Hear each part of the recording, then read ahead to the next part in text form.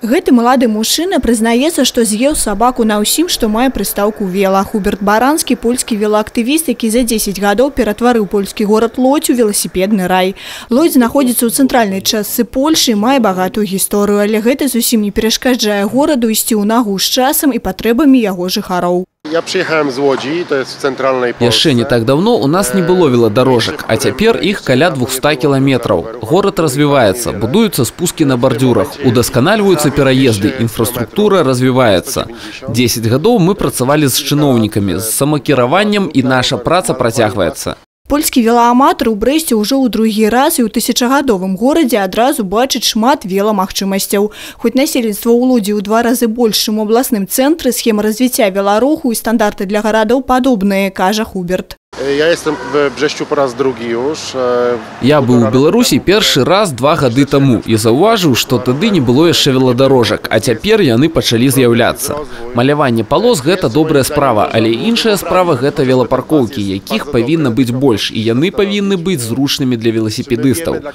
І гораду трэба абзавесціся ўласнай сістэмай «Пазыч ровар», каб было шмат месцаў, дзе даступны пракат. Гэта першапачаткова павінна быць не толькі для турыстаў, але і для жыхароў. Сёння веласіпедная сетка Брэста не ўтварае адзінага адрэзка шляху і складае 30 кіламетраў, супраць 300 аўтамабільнай.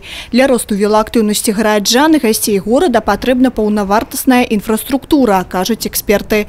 Пачаць вырашылі з цэнтра. У прывабнай для турыстаў частцы горада ў гэтым годзе з'явіцца кола велашэрингу, сеткі пракату велосипедов с 10 станций. Мы сделаем первое, вот это шеринговое велосипедное кольцо со всей инфраструктурой. Это велодорожки, я еще раз говорю, велостанции, работающий софт с оплатой. И будем его дальше развивать. В наших планах в дальнейшем развивать не только вот эту туристическую сеть, а сеть для ежедневных велосипедных поездок. Велашэринг – это агульнасусветная практика прокату велосипедов. За символичную плату человек атрымлівае двухколавага сябра для перамяшчэння, а город позбавляется от заторов и поляпшае свою экологию.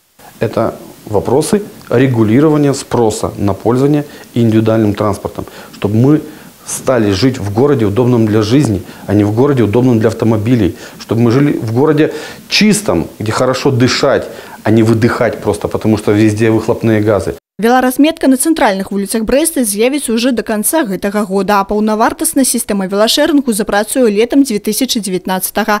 Кристина Протасавецкая, Тыгран Акопян, Дмитрий Литвинюк, Роман Филютич, телерадиокомпания Брест.